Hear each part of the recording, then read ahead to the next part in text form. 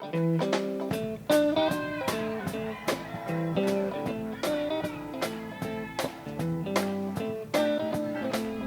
everybody, welcome to CAN TV's interview with Larry Taylor, Chicago Westside Bluesman.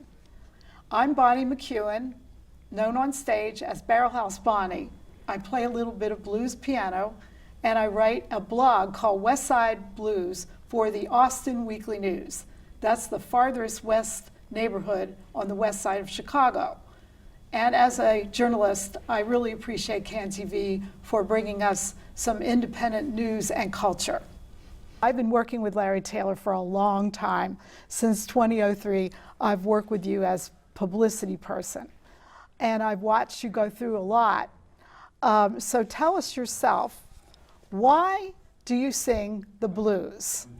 Well, Bunny, I think actually ever since I was a kid, like maybe 4 or 5 years old, I always knew that I had the talent for the music.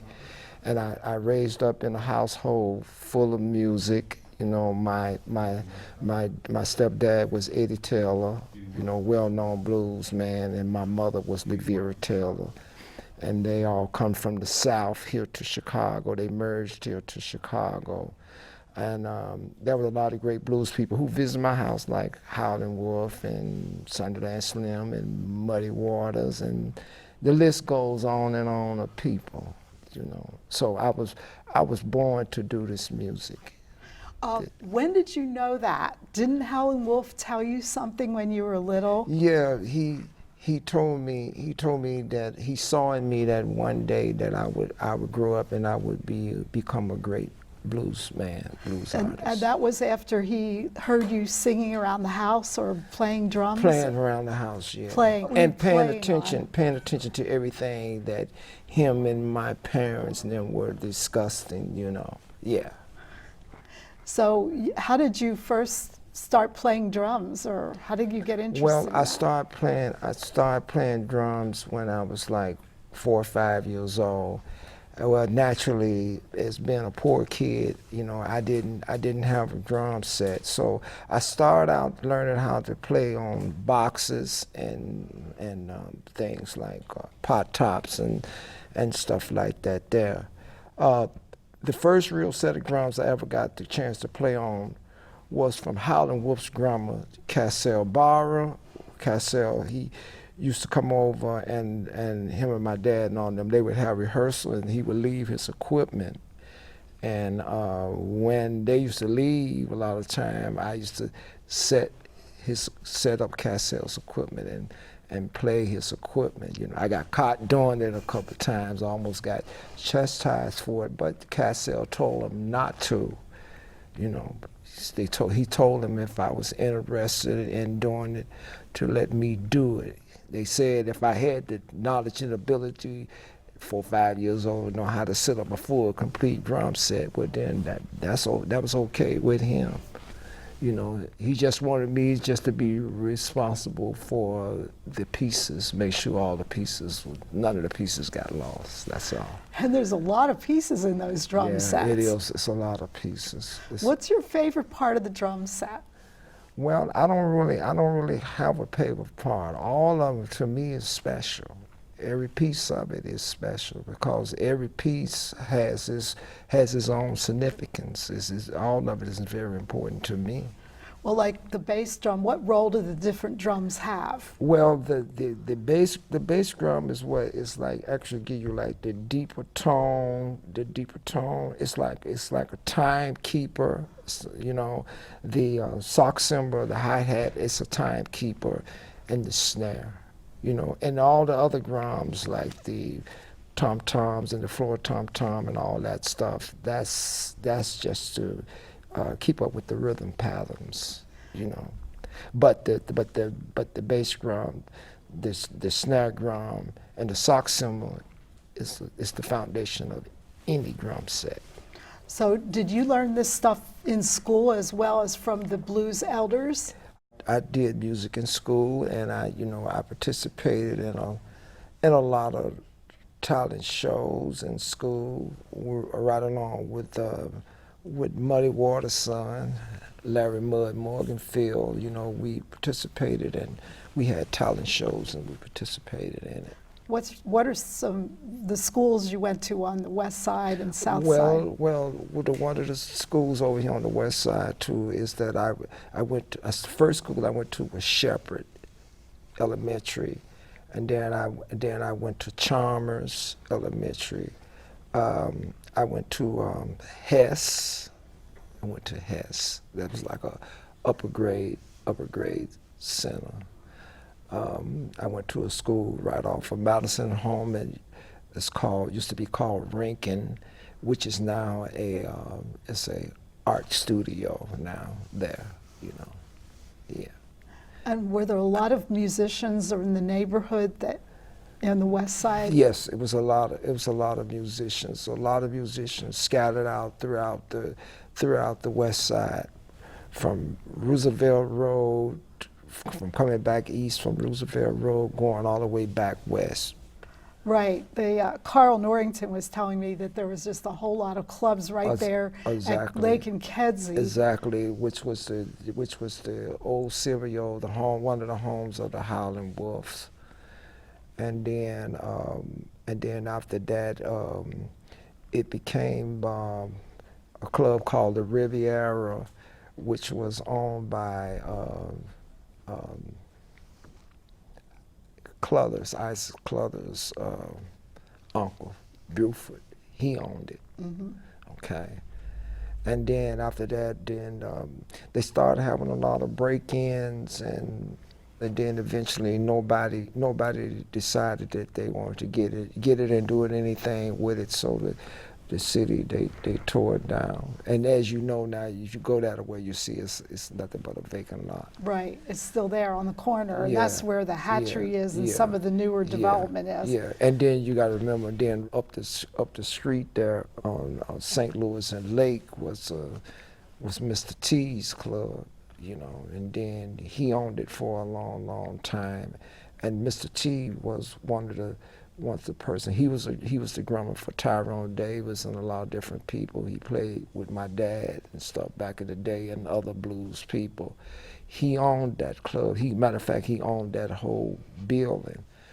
Then he passed away, and then Boss Man, he took it over. That was at Lake in St. Louis, right? Lake in St. Louis, right, 3500. Right, that was still going when I first came to Chicago. Yes. Matter of fact, we played in there. Yeah, lot, in the early you know. 2000s. Yeah, but I had played in there way longer before that. You know, I started playing there in the early '80s. The early '80s, you know, late '79, early '80s, clean on up to it was no more. You know. So the times pass and the clubs close, and the question is, why do you still sing the blues? Well, I sing the blues because the blues is a part of the black experience. It's a part of the neighborhood. It's a part of what goes on within our community. You know, I mean, practically everybody within our community, they live the blues every day, each and every day. Don't a day go by that they don't live it. You know, some form of fashion. Well, we might go now to a clip of you playing the blues. That'll be great. That'll be great fun.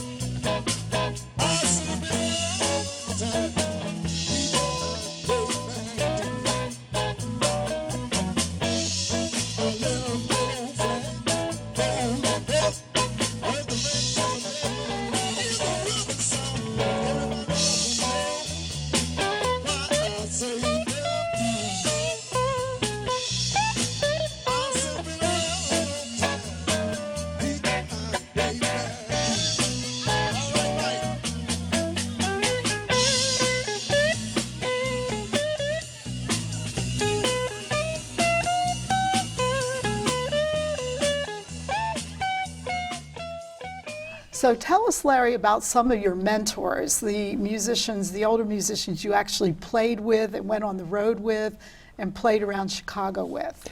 Well, when I actually started coming out playing professionally, that was after I had toured to Germany in '77 for the New Generation, you know, which that consists of 13 musicians, and some of them, a lot of them, is no longer around now. You know, they deceased. My dad was the first someone that I started playing with. I started playing with him, and that's basically where it all begins. When I started playing with him, I started going up on the north side, playing at a club called the Elsewhere and the Blues and the Kingston Mines and Wise Foods and North Branch Saloon and all those different places, Single File. So I got introduced to a lot of his friends, like Big Smokey Smothers, and you know, and playing with people like Homesick James and Jimmy Rogers, Walter Horton, Moose Walker, Junior Wells, A.C. Reed, Mighty Joe Young.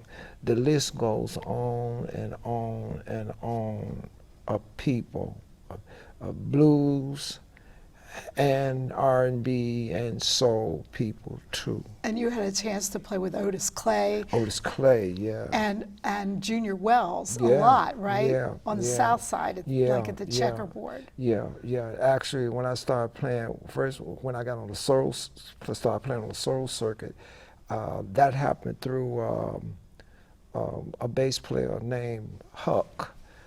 Huck is no longer with us, but Huck was like kind of like the band director for Otis Clay, you know, and Huck, he heard me play, and he asked me, he said, Larry, well, how would you like to come in sometime and, you know, play with, you know, me and Otis Clay and sometime? I said, great, cool. So it's been that way ever since. You know. And John Lee Hooker, you had a Yeah, chance to and play Johnny with him. Johnny Lee Hooker, yes, at the Single File, yeah, Johnny Lee Hooker and stuff, yeah, the Single File, yes. And your dad was very close with John Lee Hooker. Yes, their relationship were very, very close. Him, my dad, and Jimmy Reed and Snooky Pryor, and that was quite a bit more of them that were real close. I also want to mention James Scott, Left Hand Frank, and you know, Charlie McClinton. These are the guys that who were behind the blues scene. You know, their names might have not been as popular to the blues world, but these were the people who were the true architects and creators of the blues. And that was true of your dad too. He hasn't gotten as much publicity, but he now he's beginning. Yeah. He's beginning to get it, because now mostly all a lot of the rock people now are recording this stuff. You know, as you know, the Stones, they recorded this stuff, and then there's been other people now recording his songs, and I see that as a good thing, a plus. So that shows that all what he did, now his work is not in vain. You know, it paid off. What do you think Eddie Taylor contributed to the Chicago blues? He was definitely one of the fathers of the blues, and all modern and father rock and roll and every other modern music that you hear today.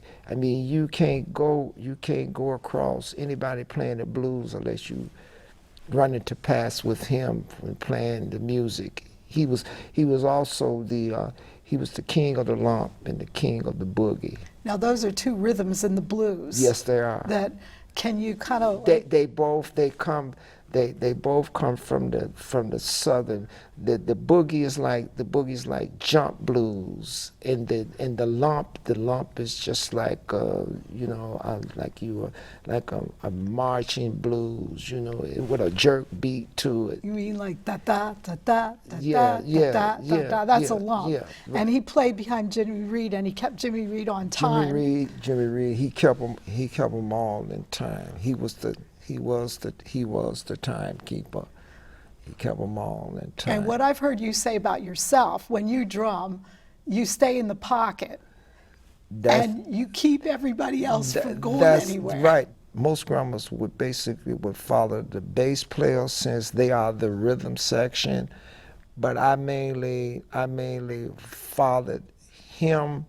And my purpose for why I followed him, because he was well equipped as to play his own lead, his own rhythm, his own bass. He could do it. He could do it all. So and then still maintain and keep the music on time, the way the music's supposed to be played. I mean, blues is a thing as well that you don't have to go to school to do it. It's a natural. It's natural, but it don't come natural with everybody. Everybody can't do it. It just only come natural with some people. Like me, it just, I picked it up, and it came natural. I just have this instant feel for music. It's like a gift. It is a gift. It's a God-given gift. Yes, it is, and a great blessing for me. Yes. And you want to make it a blessing to others. That's what we've talked about a lot. Yes, I try to make it a blessing to others by passing it on to other younger musicians. That's my goal, to pass it on so that the tradition can live on. See, it's not about the music. It's just about basically keeping the tradition going. See, the musicians who produce all this great music, they may have passed away, but artists like me, and there's a few others, we keep them alive by doing real blues. And one more thing that I want to say. Now that my brother Eddie Jr. has passed on, which he was known for playing traditional blues. Now it's back in my lap again to pick up the torch then to carry the tradition on of the family. Me, Tim, Brenda, Demetra, possibly Edna. To carry the tradition on. I kind of like step back out of the spotlight because I had already had the experience. So, but then, then my brother, he got in and let him get the experience and get the exposure. And that's what big brothers is supposed to do, and that's what I did. But now that he's gone, I know there's a lot of people probably wondering now who's going to carry on the trend, who's going to carry the tradition on. I'm going to continue to carry it on. The real tradition of the blues, Delta, So I want people to know that. I want the world to know that, okay? That the tradition of the blues will continue from this family. That's a very wonderful thing, and it hasn't been easy. Every member of your family deserves some credit for carrying it on, including your mom, who we haven't really talked about yet. Our family is a big course of the blues. I mean, we've been there for a long time. I mean, this family have pushed blues. We have helped a lot of other people. Other people have gained their careers through our family, And your mom was a songwriter Yes, too. my mom Should mention her. my mom was a songwriter, singer. and her and my dad back in the 50s, back in the 60s and 50s, they were a team. You know, they they worked together. You know what I'm saying? You know, so what I would like to see, you know, I would really like to see see them get into the Rock and Roll Hall of Fame. I would really like to see that. They deserve it. And on another personal note, I think that me and Eddie and Tim definitely deserve, the children, we definitely deserve to be there, because me myself personally, I can say I play with more blues people than anybody of my generation. You ain't gonna find nobody of my generation on the West Side have played that with many people as I have. And I'll just mention the names of all the brothers and sisters in order so everyone knows. Yes. You are the oldest. Yes. Your mother had you, and then she married Eddie Taylor. Yes. And Brenda is Yes. the Oldest girl. The oldest girl, and Yeah. she's a singer. And then we have Tim, who's a drummer. Yes. And then we have Edna, a singer. And Valicia is deceased, but she was a Yes. big fan. Yes. Then we have Eddie Jr., who is a very talented guitar player. We just lost him this year. He was only 47, and of course a singer.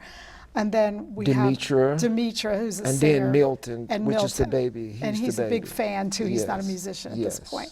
Yes. So that's the Taylor. Yes. There were 8 of them. Yes. 8 but, Taylors. But people need to know that the Taylor legacy will continue. So it's not going to die. So I just want the whole world to hear this coming from me, that there is, you know, I'm still here, and I'm still waiting, you know, because I feel as though that my opportunity has not really come yet the way I wanted it to. So maybe now they will consider, and maybe now it will come. Okay.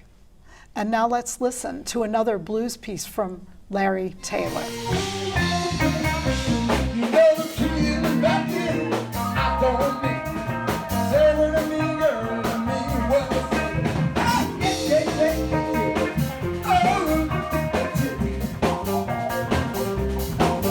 You keep calling what you want, I'm gonna mess with you. Working my job, I'll shoot. Take my money.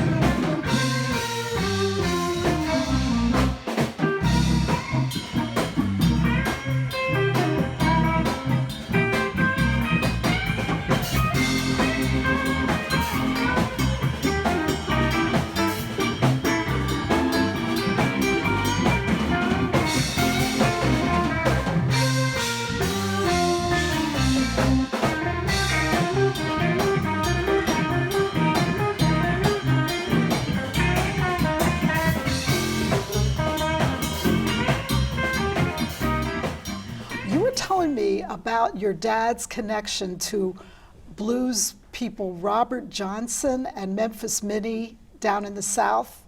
Oh yeah. My grandma, which is my dad's mom, she used to date the brother of Robert Johnson. Okay, so that's the connection between Robert Johnson, my dad, and my grandma. Okay, and her and Memphis Minnie and her husband were the keepers who kept my dad when he was child. Okay, her and Memphis Minnie were the best of friends. You know. So and Eddie Taylor's mother and Memphis Minnie were yes, very good friends. very good. Down in Mississippi. Yes. Okay. Very, very good. And that's how he learned to deal with and play a lot with the guitar, because Memphis Minnie and her husband showed him a lot about the guitar. And then he was able to teach guitar to people too. Yes, wasn't him and Jimmy Rogers, they taught the late Freddie King. My dad taught Magic Sam, and the list goes on. He taught Jimmy Reed. It's countless. It goes on.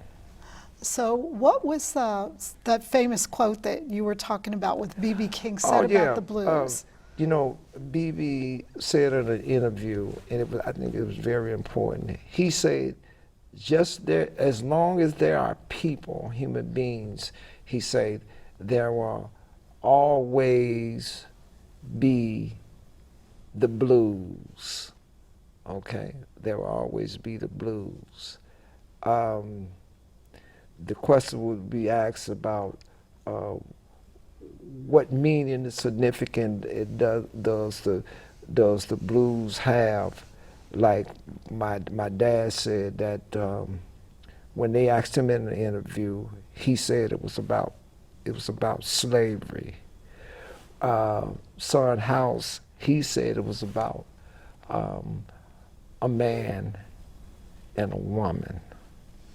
You And know, Willie and Willie Dixon- Dixon said that he said that the blues is it can be a great many things, and through my years playing the blues, I found that out to be true.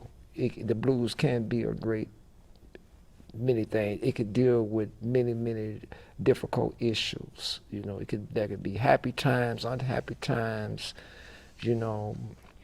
And that's just basically what the blues expresses. I mean, most people think that the blues, they listen to the blues and the blues is sad. Nope, the blues is whatever you make it. I mean, I'm a blues man, you know. I don't do sad blues. Even in a lot of time, I do a lot of the older blues masters recordings. But I do it. I keep the root of the Delta, but I put a lot of energy to the music. I mean, you've been there to the shows. You see how I do. The others been there to the show. They see how I do. You know, and once again, I want to stress that you know, I love all the music that comes out of the black community, R&B, soul, funk, hip hop. I love all of it, doo-wop. I love all the music.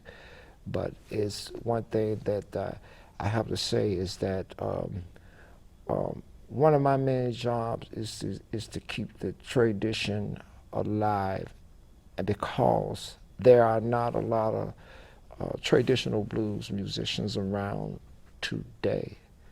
So, you know, I mean, we have plenty of people playing soul, R&B, but we have very few people who's playing the real down home, Mississippi, Arkansas, Memphis, Alabama, Delta stuff. You know what I'm saying? And I've seen people at your shows, they really enjoy the more modern R&B, but then when you hit that traditional blues, and these are black people who've been in Chicago for a while, they just jump out of their seats and they go, oh. Yes, because the blues,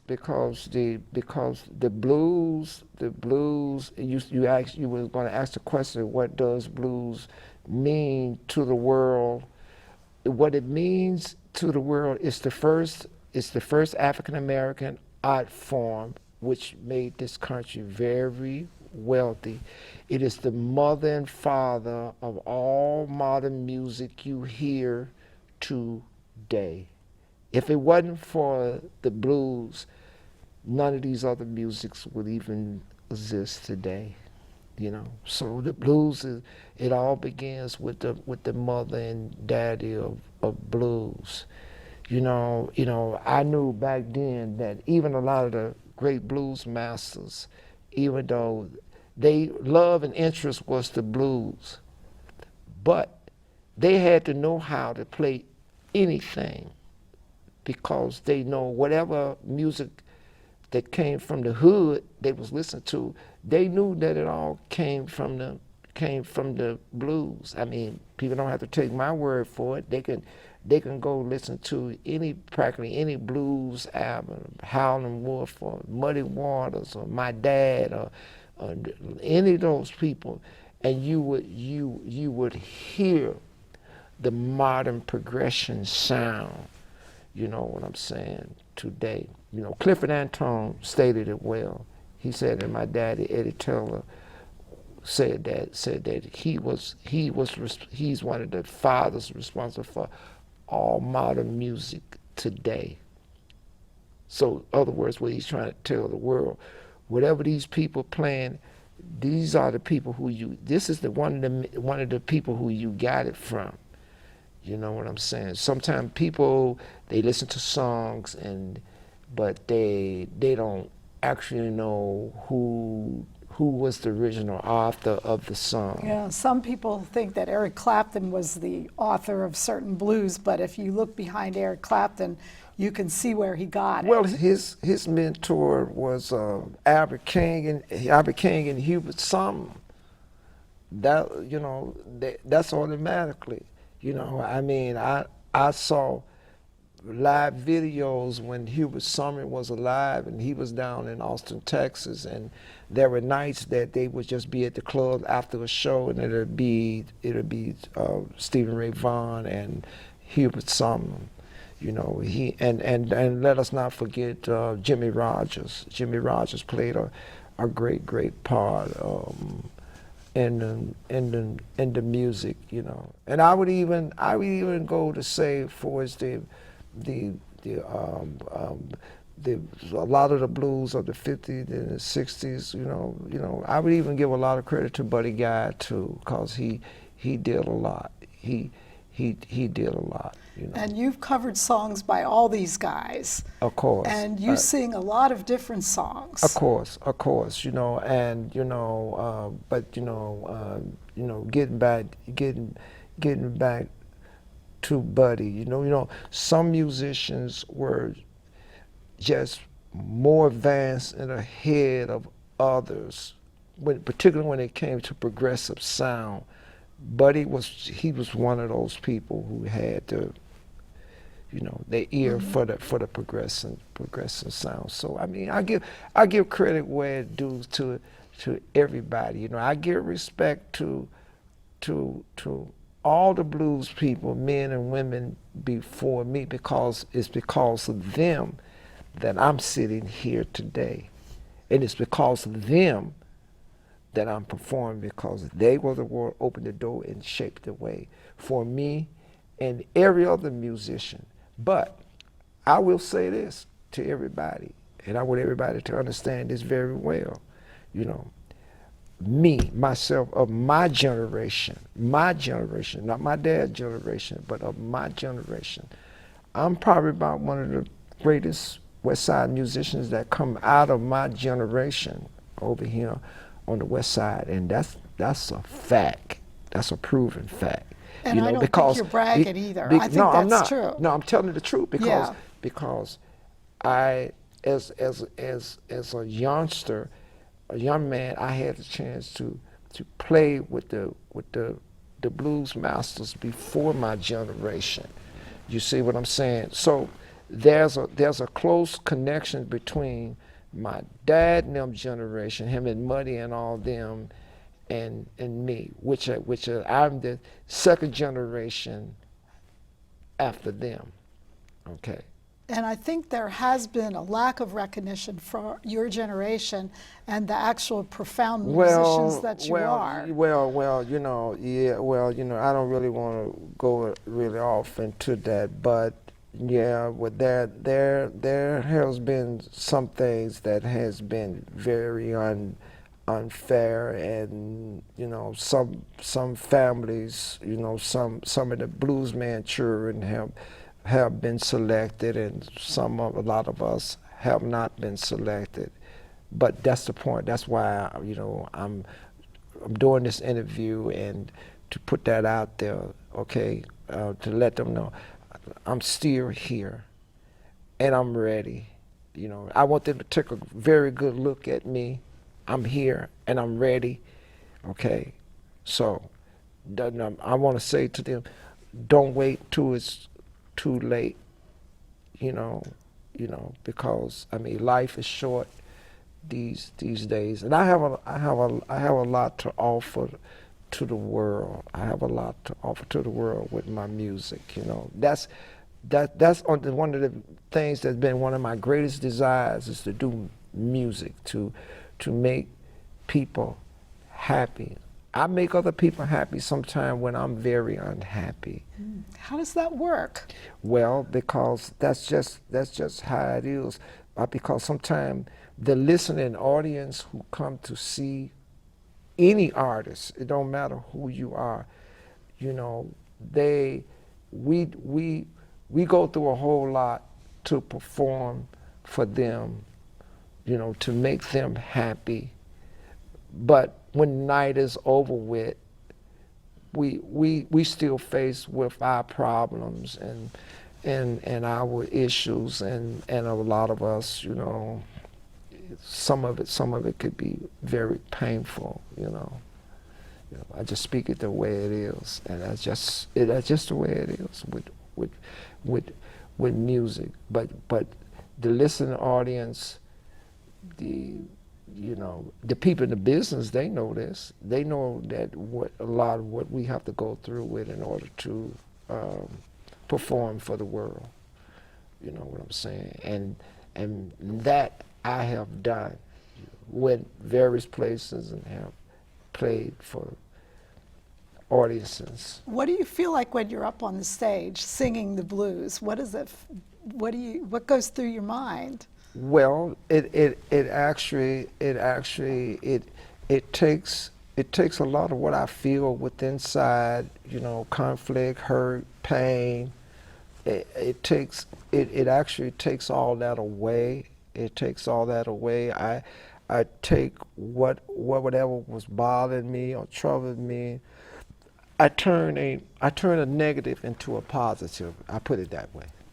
That's what, to me, is the magic of blues. That's it what might it is. start as a lament or something, a cry out, which is what your people had to go through. That's what it is. Because for one thing, when I'm up there on that stage, okay, the people not concerned about my personal issues. I want to stress. Sometimes people they don't see musicians as people like they are. We got issues, we got concerns, we got families, we got wives, we got children, we got problems like every other human being.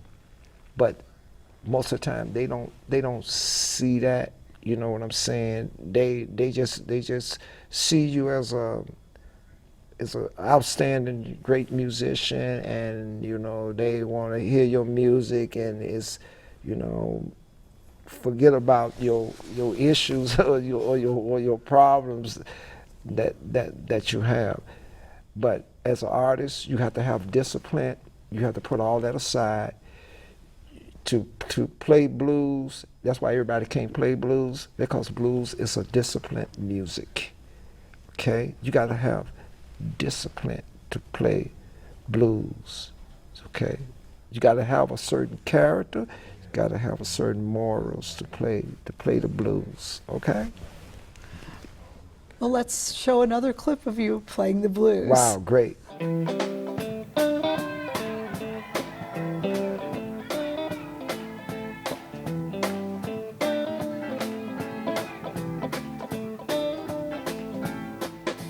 Say your caddy ain't been gripping right. You want to play that thing, girl, all night. Let me work on it, baby. I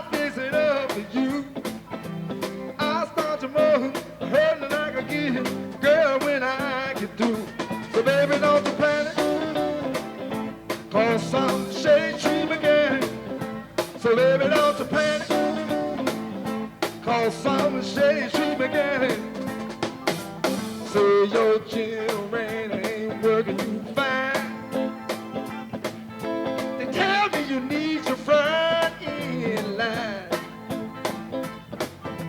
You don't have to worry, I take all the rest. I start to motor, hurting like a kitten. I just a thermostat. So baby, don't you panic, cause some the shade tree mechanic. So baby, don't you panic, cause some the shade tree mechanic. Now,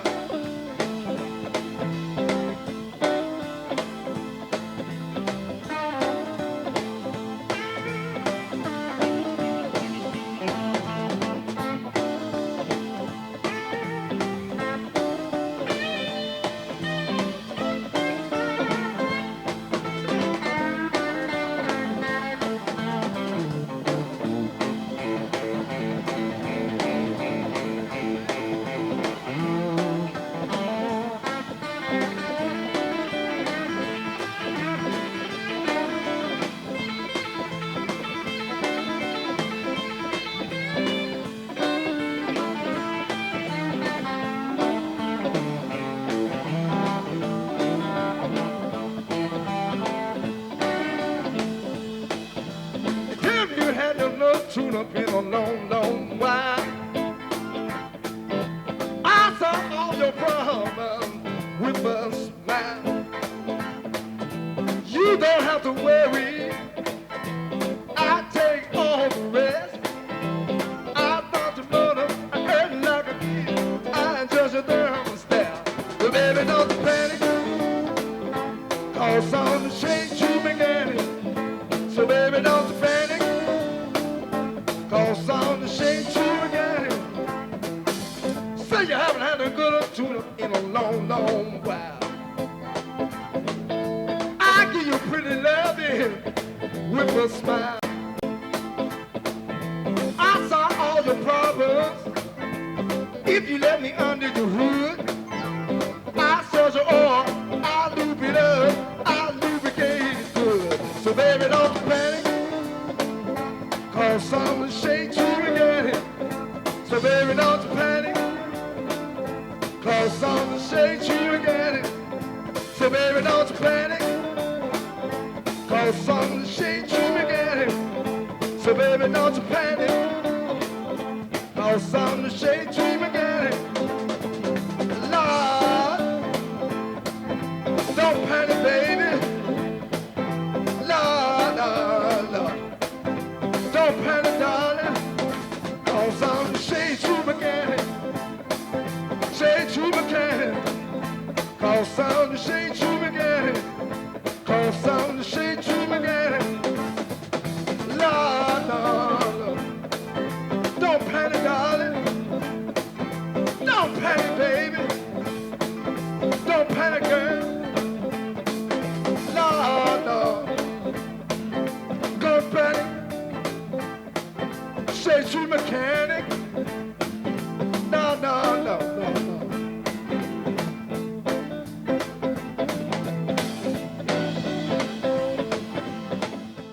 Larry, this is a question that's really been on my mind a lot. Now that we have a new mayor, we have a little bit of a new start.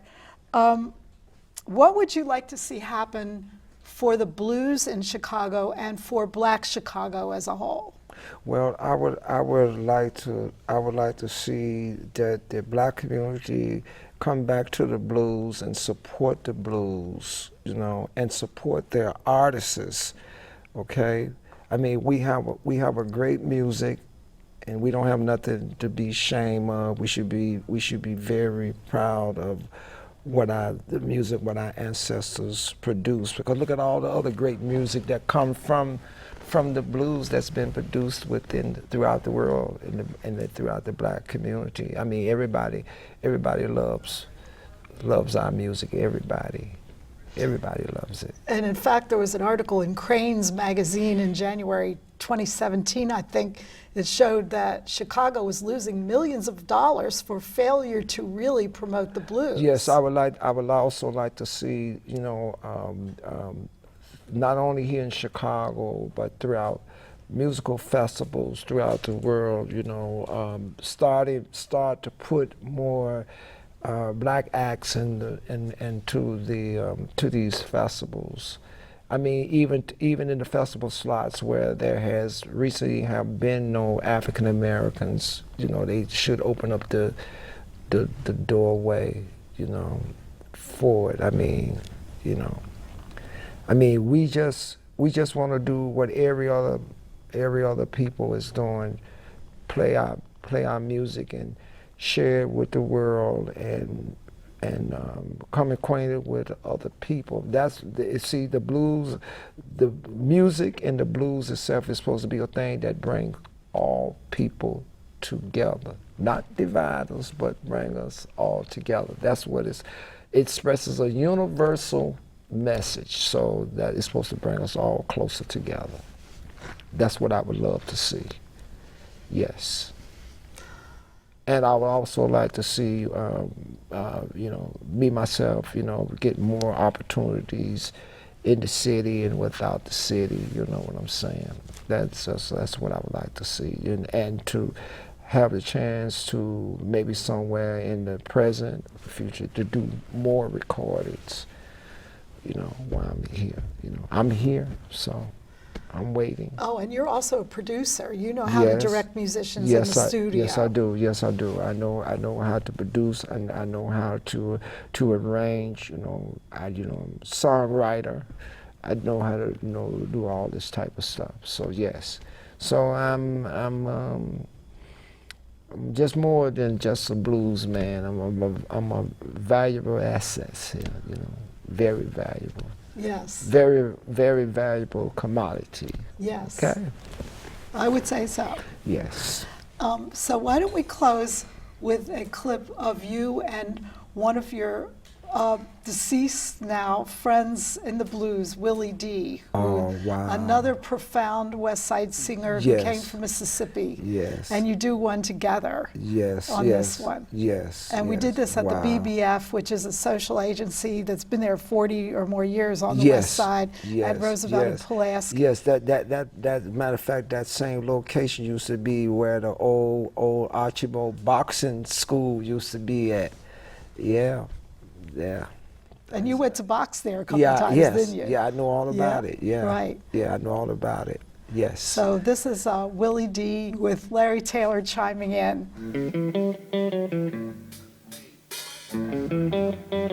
Are you?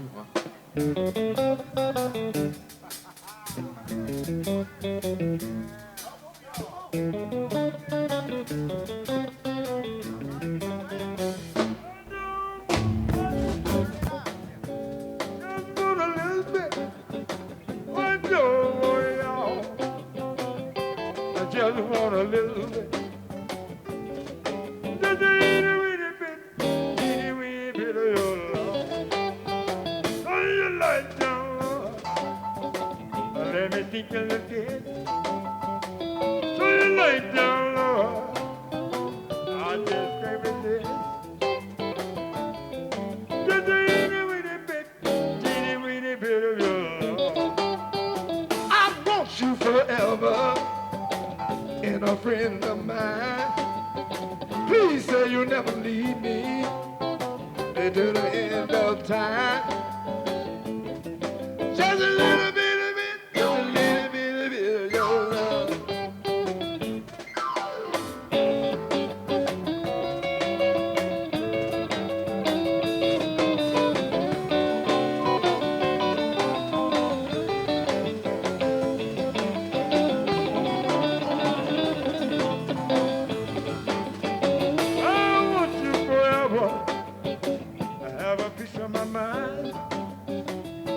Come back to me, baby. Tell me you'll be mine. Just a little bitty bit of love. Itty bitty bit, just a little bit of love.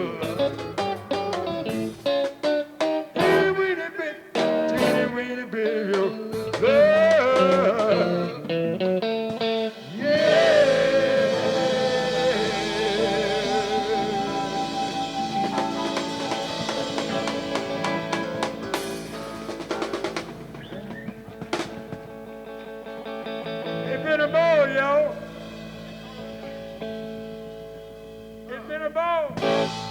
That was Larry Taylor performing with Willie D at the BBF in 2013. We'd like to thank you, Larry Taylor. I'm Bonni McKeown. We would like to thank CAN TV for having us to talk about the blues with you today.